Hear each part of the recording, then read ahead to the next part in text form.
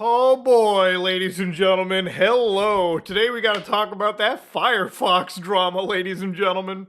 How does a web browser get itself into some internet drama? Well, you can introduce artificial intelligence, and I know immediately walking into this is going to be a lot of people going like, ooh, bitch, that stank. AI in my web browser?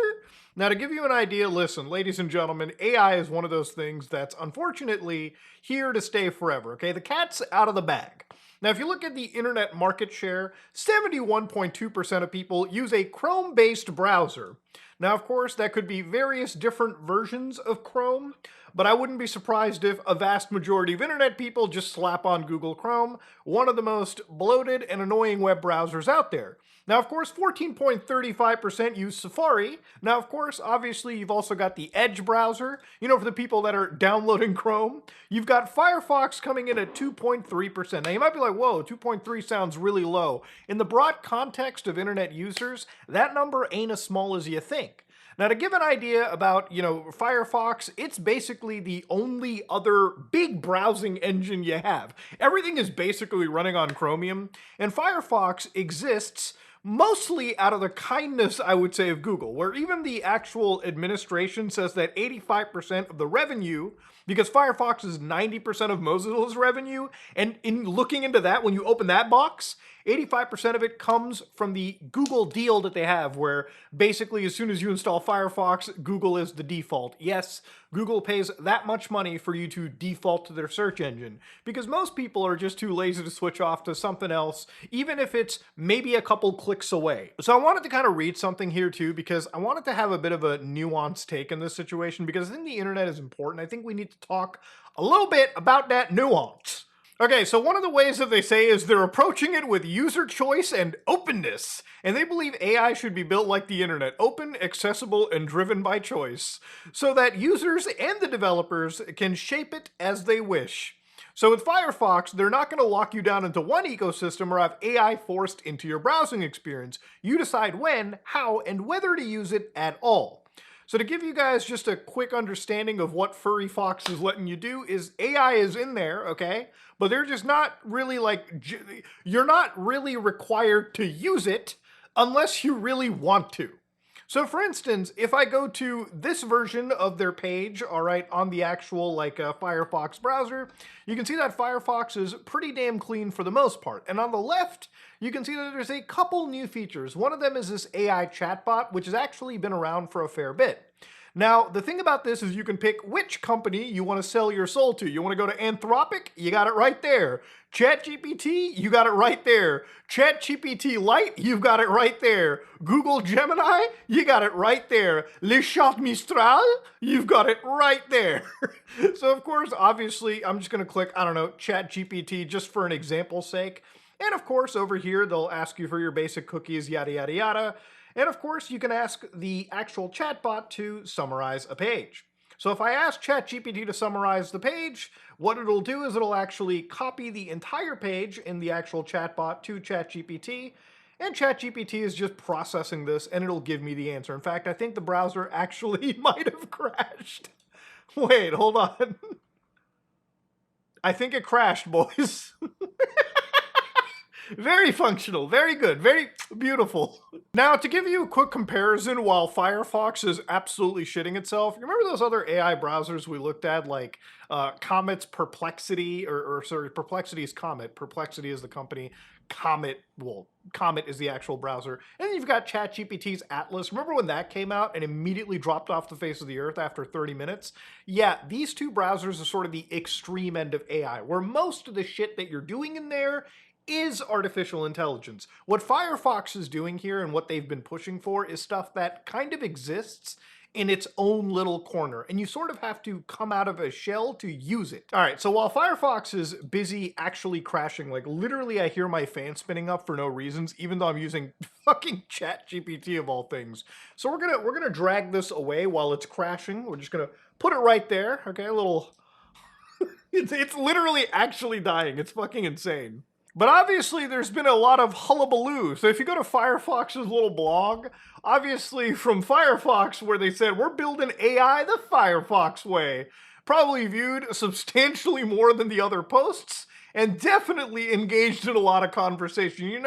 For a post that's been viewed 113,000 times, talked about 911 times, only 24 updates. That's never a good sign. And obviously they've got other things like AI windows sort of coming in, which again, it's its own little thing popped up here. And while there's not much that's out there, basically it's like a separate option compared to like private browsing. I guess the AI window is basically an in between this, where you basically get the ability to store information, but it probably doesn't give all the access to your accounts to the AI, because as we know, artificial intelligence and prompt hijacking is a huge problem, okay?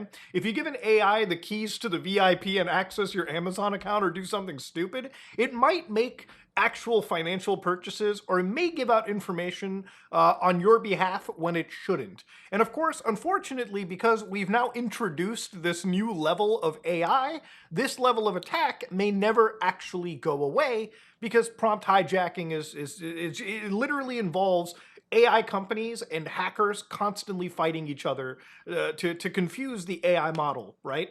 So again, to give you guys just a quick idea of this too, right? Obviously, the big thing about this was that to Mozilla, they basically have just straight up stated right over here that AI is already reshaping how people search, shop, and make decisions in ways that were hard to see and even harder to understand.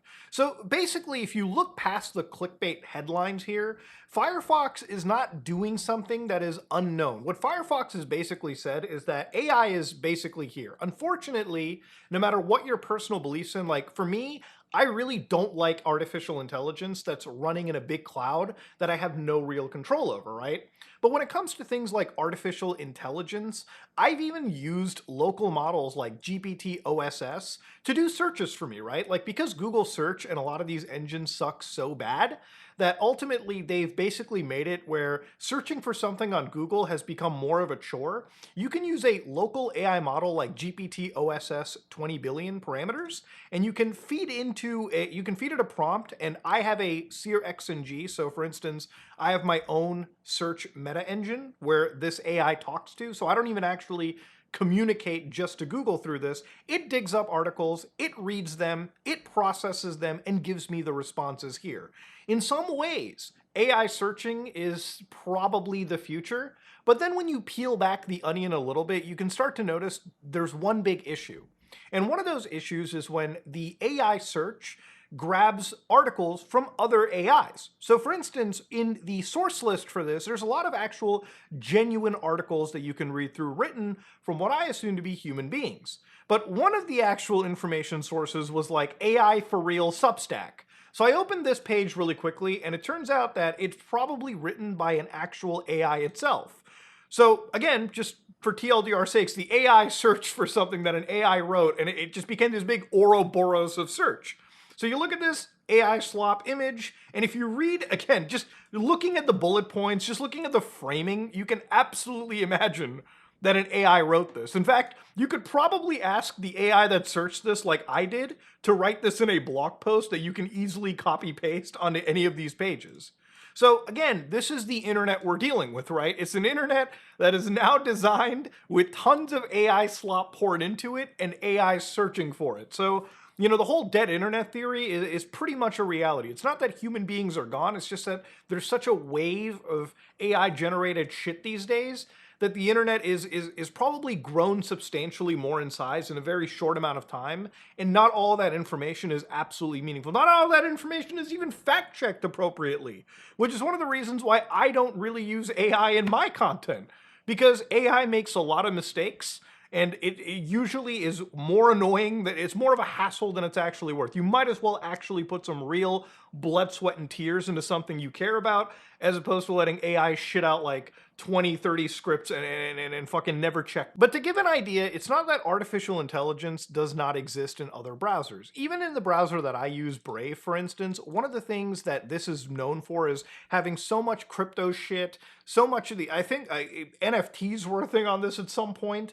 But one of the things that this browser has is Leo, right? Which is its own AI. Now, the thing about Leo is I don't like this either, but the big benefit of this over something like Firefox's artificial intelligence for now is that unlike the 5 options that Firefox was giving me, where, basically you pick and chose who you gave your data to, something about this is you can bring your own models. So what I did was I connected my own model into the actual AI. So for instance, I've got Quen 3, and if you look carefully, it's connected locally into my actual home, it's connected to my actual computer. So meaning when I do use AI for features on this browser, for instance, it will actually run through without requiring or sending my data off to random servers.